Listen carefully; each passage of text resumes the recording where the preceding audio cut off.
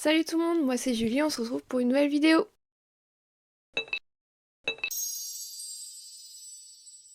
Alors j'espère que vous aimez la nouvelle intro que j'ai faite, que j'ai totalement animée avec Procreate Dreams, qui est la nouvelle application de Procreate sur iPad pour faire des petites animations. Et ça fait un petit moment d'ailleurs que en fait j'ai fait cette intro. Mais j'avais pas encore fait tout ce qui est bruitage, son, donc là je suis vraiment contente du résultat. Et pareil pour l'outro, donc pour la fin de la vidéo, j'ai fait un petit truc aussi. Donc bah restez jusqu'au bout pour la voir. Aujourd'hui on va parler de la grosse nouveauté dans les parcs Disney à venir. J'ai nommé Fantasy Springs à Tokyo Disney Sea qui va ouvrir le 6 juin prochain. Alors cette vidéo n'était pas du tout prévue, mais hier les parcs Disney ont donc dévoilé cette magnifique vidéo pour présenter un petit peu plus les nouveaux lands qui seront présentés. Enfin, c'est pas comme, en fait, c'est pas considéré comme des nouveaux lands, ce serait plutôt le huitième port de Tokyo Disney Sea, puisque Tokyo Disney Sea c'est pas vraiment des lands, c'est plus des ports du coup.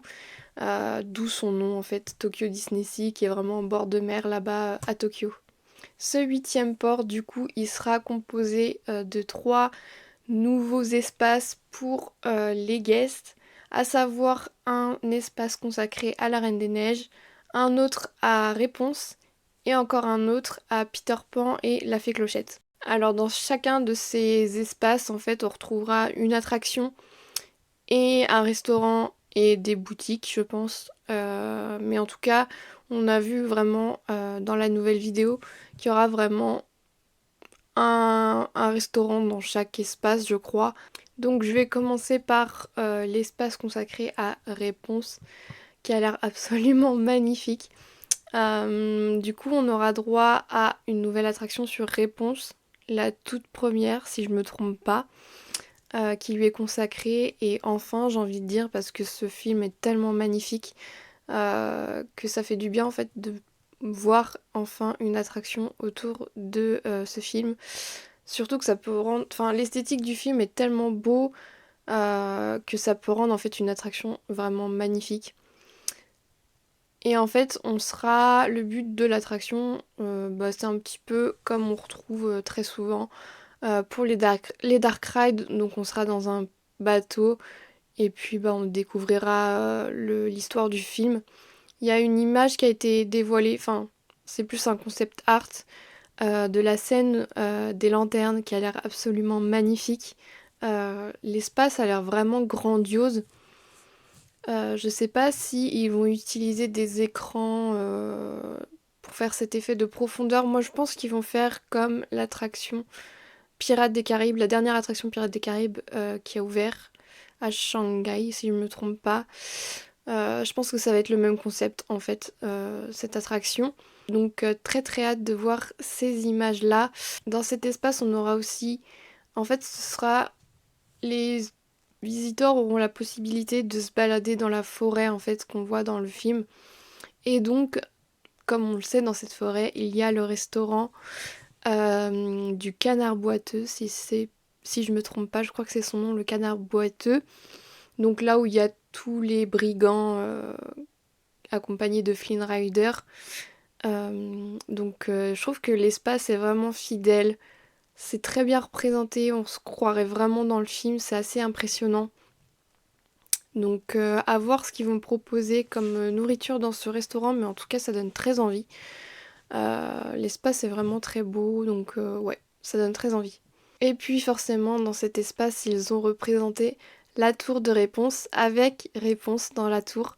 Je pensais pas qu'elle y serait, qu'on la verrait dans la tour, parce que je crois qu'à Magic Kingdom il y a un espace du coup euh, dédié à Réponse avec la tour, mais je crois qu'elle n'est pas dedans. Je suis pas sûre du tout de ce que je dis, mais là on la voit bien dans la tour là, donc c'est cool. Et j'ai trop trop hâte de voir l'espace terminé. Ensuite, pour la zone dédiée à la Reine des Neiges, je vais un peu m'y attarder parce que c'est une zone qu'on aura. Bah, chez nous, du coup, à Disneyland Paris et plus précisément Walt Disney Studios, dans très peu de temps, maintenant, j'espère, hein.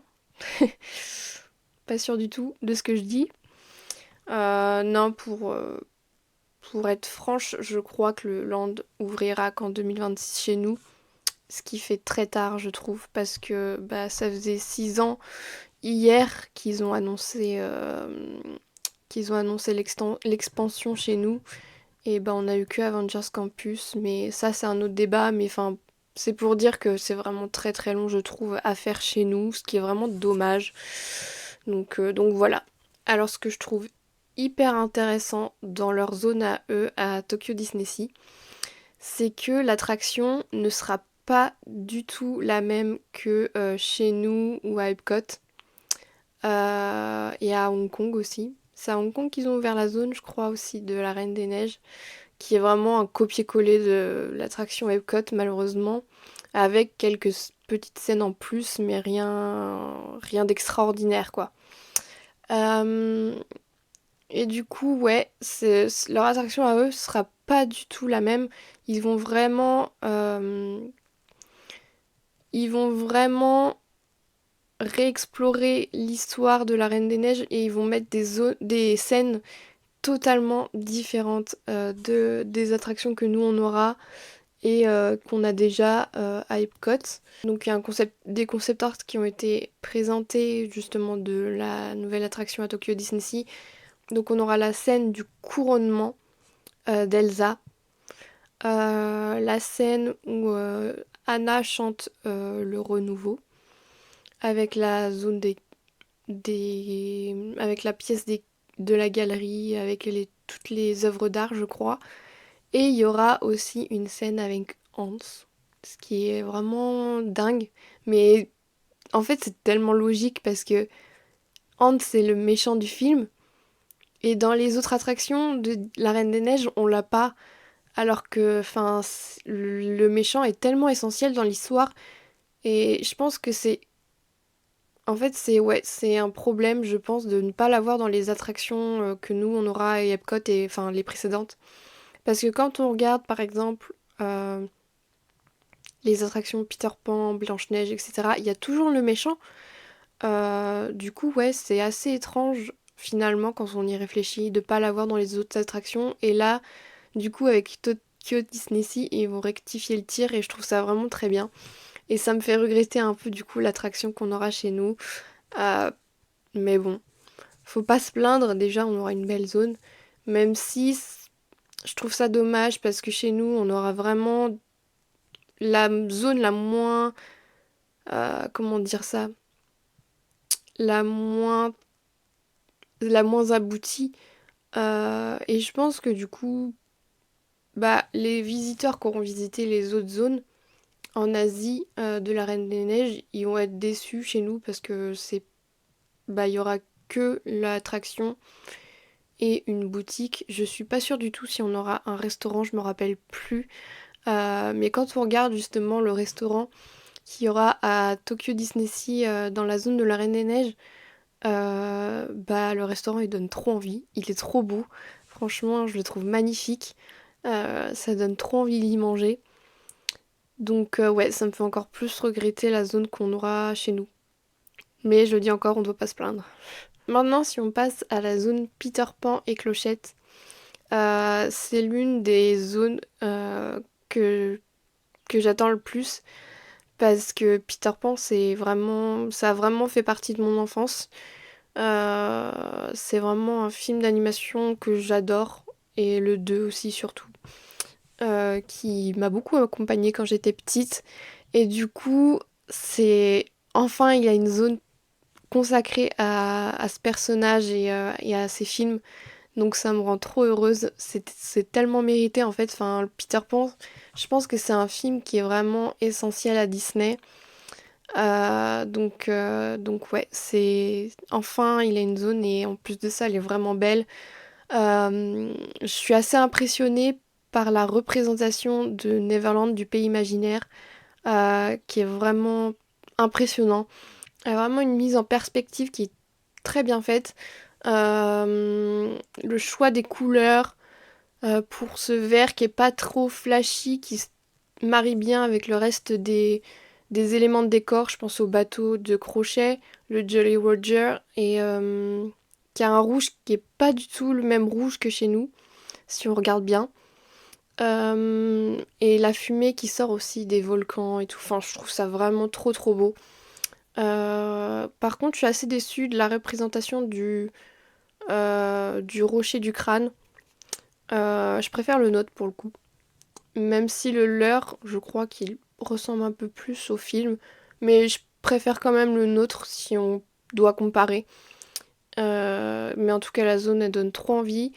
Eux, chez eux, ils pourront vraiment explorer le bateau de crochet.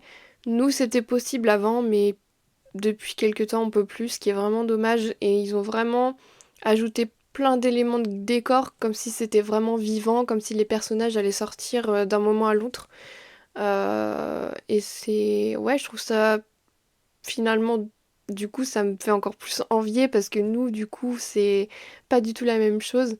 Mais c'est normal, enfin, qu'ils reprennent des éléments que nous, on a déjà, mais en les améliorant. Et je trouve ça vraiment cool. Et eux, ils auront un restaurant aussi, je crois, sur le thème des garçons perdus, de Peter Pan et des garçons perdus, je crois. Pour ce qui est de l'attraction, c'est assez intéressant parce qu'ils ont voulu faire quelque chose de nouveau par rapport à Peter Pan et pas reprendre l'attraction qu'on connaît, Peter Pan's Flight, où on est dans un bateau et on vole et on redécouvre l'histoire du film. Là, ce sera totalement inédit. On sera dans un véhicule ressemble à un bateau.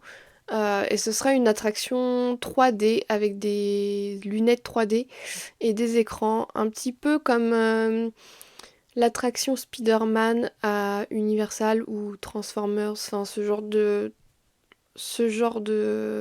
d'attraction. À voir s'il y aura des éléments de décor qui seront en réel et pas que des écrans. Euh, comme ça peut s'apparenter aussi à Ratatouille chez nous. Pour le coup, je pense, j'espère en tout cas qu'il y aura des éléments de décor réels et pas que des écrans parce que ça serait un peu décevant pour le coup.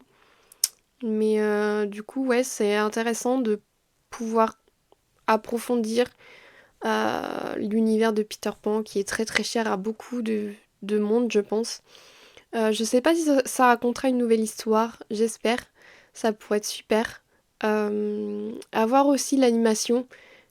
Ça, c'est vraiment un truc que j'attends le plus, c'est de voir comment ils vont animer les personnages, etc. On a eu, je crois, une première image du crocodile en 3D, donc, et ça m'avait bien plu. Je pense que ça va ressembler à l'animation des films Clochette, si vous les avez vus. Je pense que ça va ressembler à ça.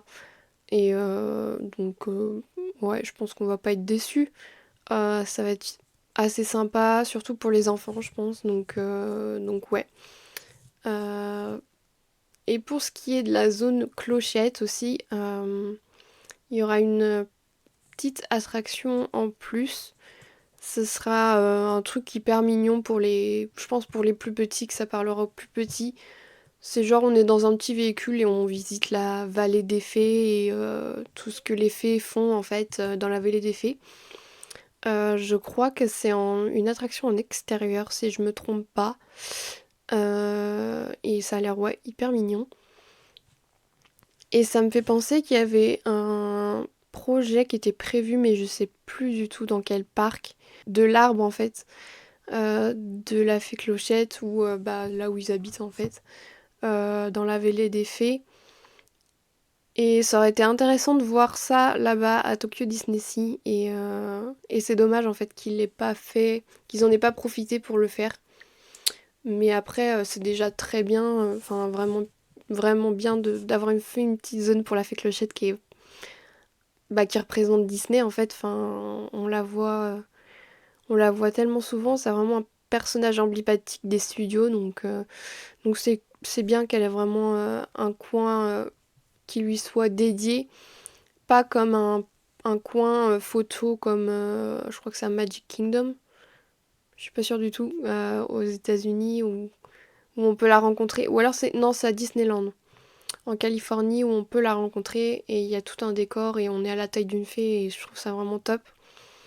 Donc ouais, la zone Peter Pan en Clochette, elle va être dingue, je pense. Et en plus de toutes ces zones, on aura un nouvel hôtel. Je me souviens plus du tout de son nom et qui a l'air assez grandiose et qui se marie bien avec le reste des zones, je trouve. Même si je suis pas fan de, de son apparence, je trouve qu'elle fait un peu, pas cheap, mais un peu carton-pâte. Enfin, je sais pas comment expliquer, mais un peu jouet. Enfin, moi je me rappelle des jouets de château, etc. Je trouve que ça me fait penser à ça. Alors, est-ce que c'est fait exprès ou pas, j'en sais rien. Mais je trouve qu'il y a un peu une différence entre le concept art qu'on a eu et la réalité. Faut aimer, franchement, c'est faut aimer. Moi, je suis un peu partagée par rapport à son esthétique, mais ça, c'est vraiment mon opinion personnelle. Mais je trouve que quand même, ça se marie bien avec les autres zones. Et en plus dans les zones, on aura vraiment des sculptures vraiment hyper bien faites dans la fausse roche et tout, avec des fleurs et tout. Et ça, je trouve ça magnifique. Il n'y aura pas que les personnages des zones, il y aura d'autres personnages comme Mickey, Cendrillon, etc. qui seront proches de l'hôtel du coup.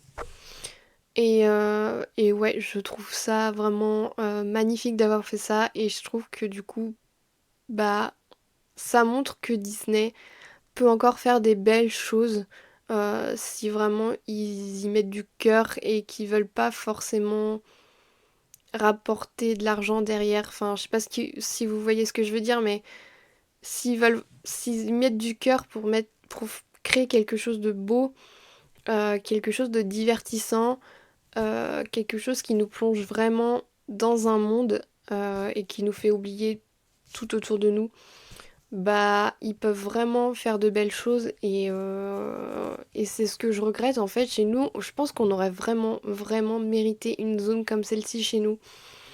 Surtout bah, que notre parc ne s'est jamais aussi bien porté financièrement.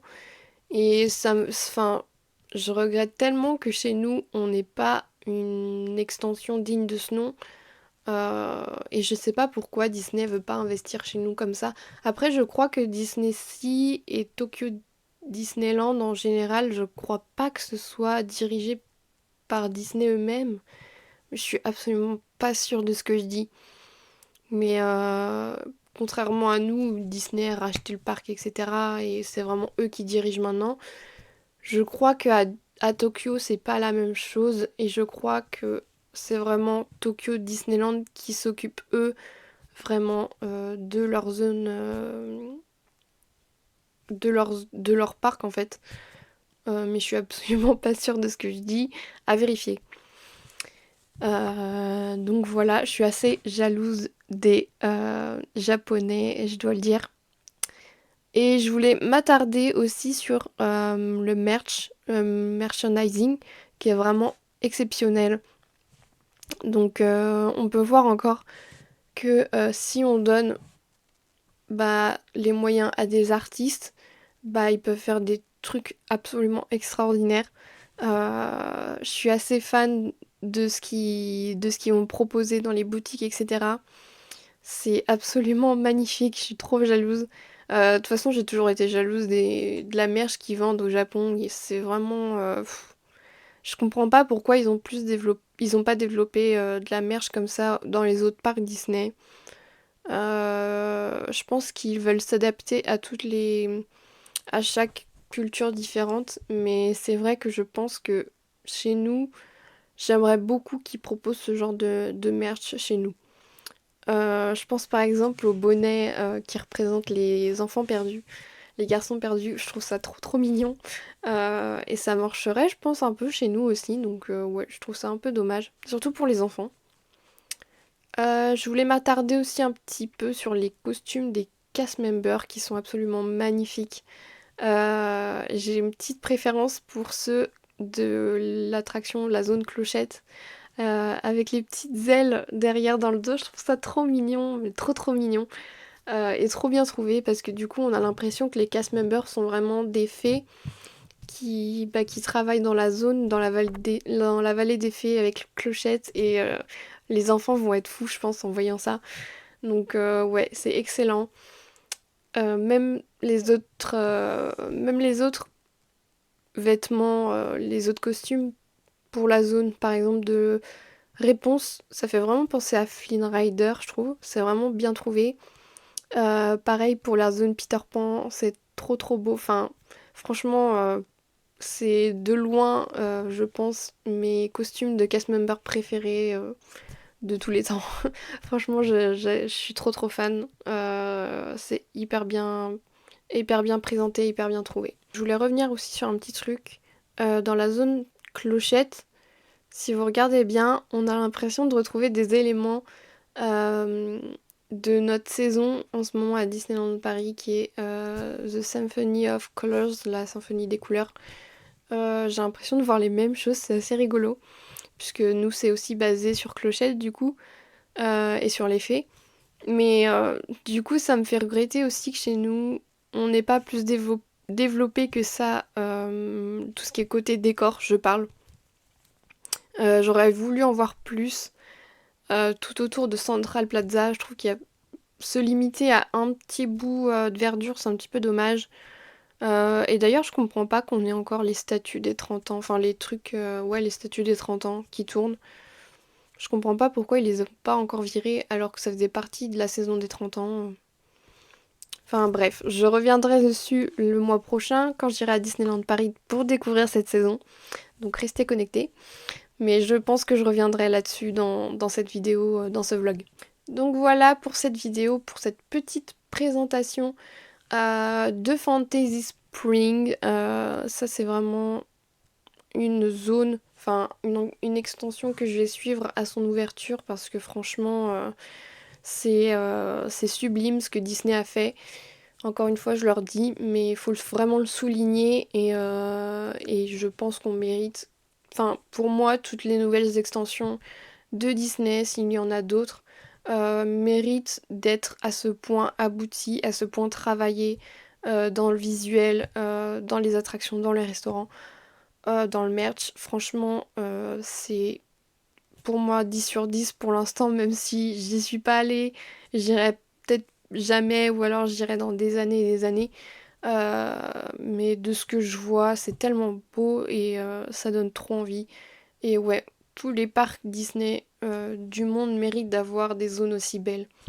Donc voilà, c'est tout pour cette petite vidéo de présentation.